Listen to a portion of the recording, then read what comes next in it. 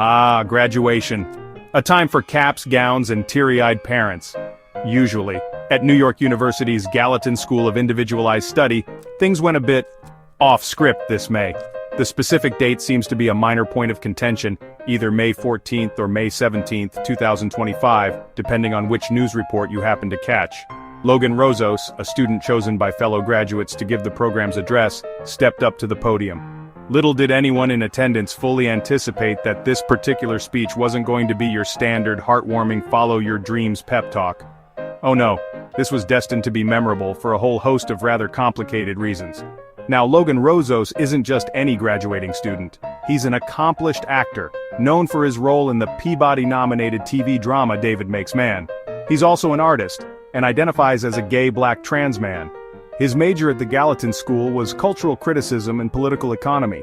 So, it was probably always unlikely he was going to deliver a speech solely focused on the university's lovely architecture or the deliciousness of the local pizza.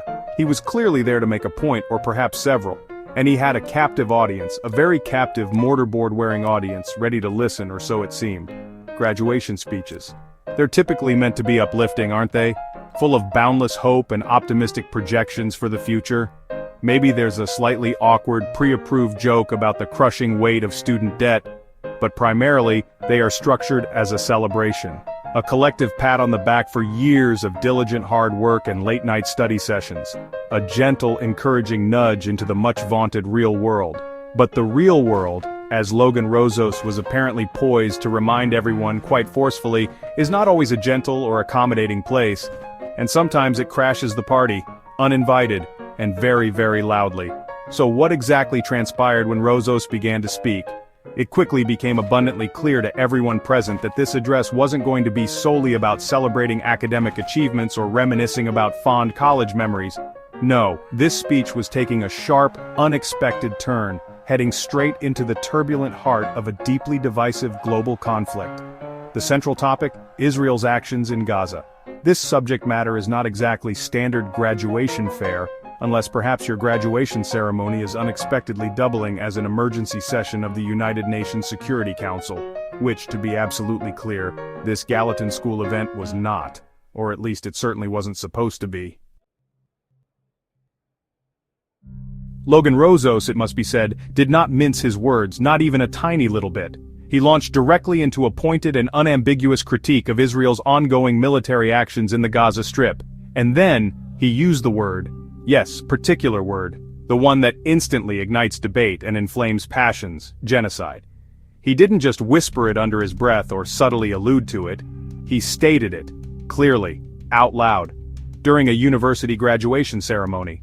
This wasn't a nuanced, carefully worded suggestion, it was a direct and stark accusation, a verbal hand grenade tossed with intent into the otherwise celebratory and formal atmosphere of the event. Why would a student choose such a moment, such a platform, to deliver such a charged message? Why deliberately turn a graduation, a moment typically reserved for personal achievement and collective joy, into what effectively became a political rally? According to Rozos himself, he felt a profound moral and political obligation to speak out on the issue. He expressed that he believed to use his platform. He specifically pointed out that the situation in Palestine, as he characterized it, was, in his stated view, being supported both politically and militarily by the United States government, and significantly, funded by U.S. tax dollars. He further elaborated by mentioning that this genocide, which was unequivocally his chosen term, had been, in his words, live-streamed for the past 18 months. This particular detail appeared calculated to emphasize the perceived immediacy and the widespread visibility of the suffering he was describing. It wasn't some abstract, distant conflict happening in a vacuum, he argued. It was, according to his speech, occurring in plain sight, readily accessible on everyone's smartphones, tablets, and computer screens. This framing aimed to transform the issue from a faraway geopolitical problem into something that everyone present was, or at least should be, acutely and uncomfortably aware of. Now, it's important to note that New York University would later assert that they had in fact seen a version of the speech beforehand, or at least they firmly believed they had. The university administration would subsequently claim, quite publicly, that Logan Rozos had effectively pulled a fast one on them.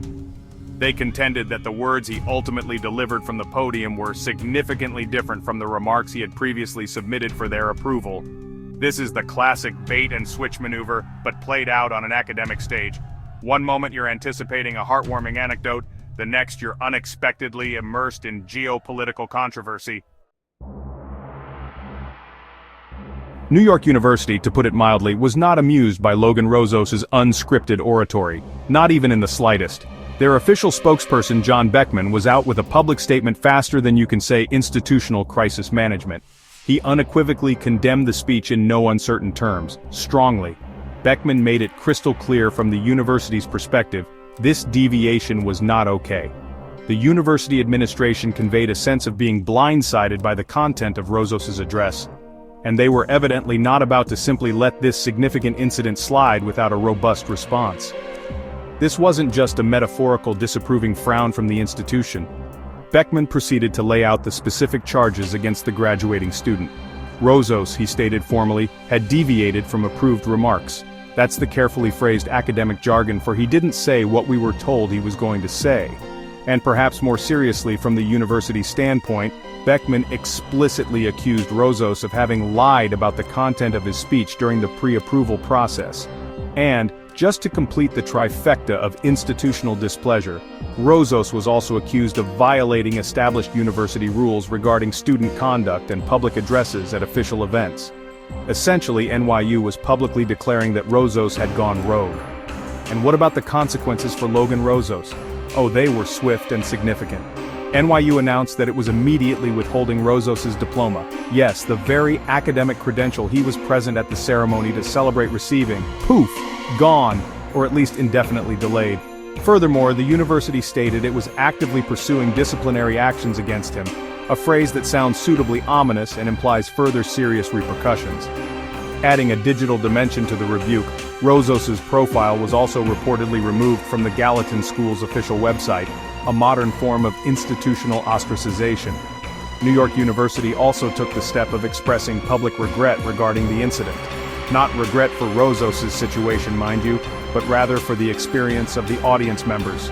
They officially regretted that the assembled graduates, faculty, and their families were subjected to Rozos's remarks. They also lamented that the significant moment was misused by the student speaker. It's somewhat analogous to inviting someone to deliver a heartfelt toast at your wedding, only for them to use the microphone to announce a deeply controversial personal opinion, or even worse, to publicly air grievances against the hosts. Awkward doesn't even begin to cover it. So, how did this unexpected turn of events go down with the actual people who were there?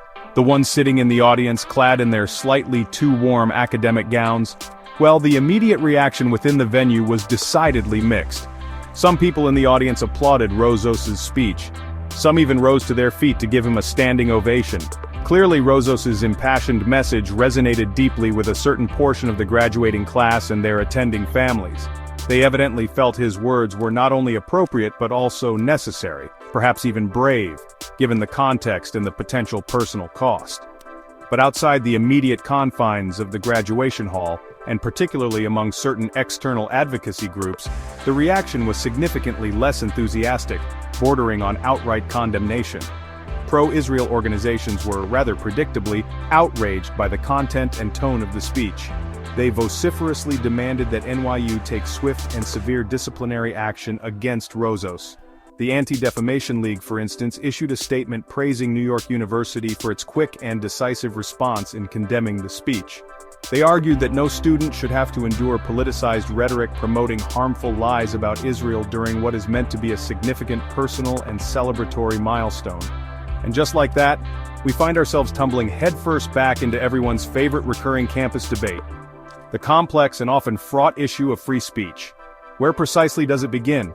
More importantly, perhaps, where does it end, especially within an academic setting?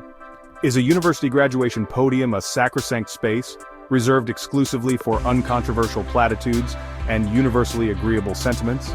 Or is it, as some might argue, a legitimate platform for urgent political messaging, particularly when the speaker has been selected by their student peers?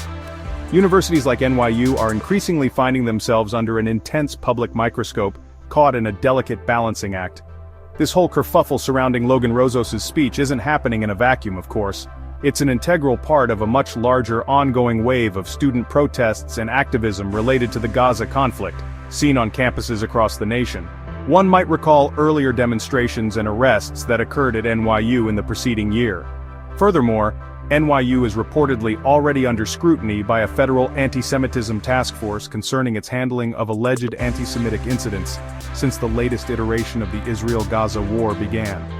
This Logan Rosas speech simply adds another highly combustible ingredient to an already overflowing and very spicy pot of campus tensions and free speech debates.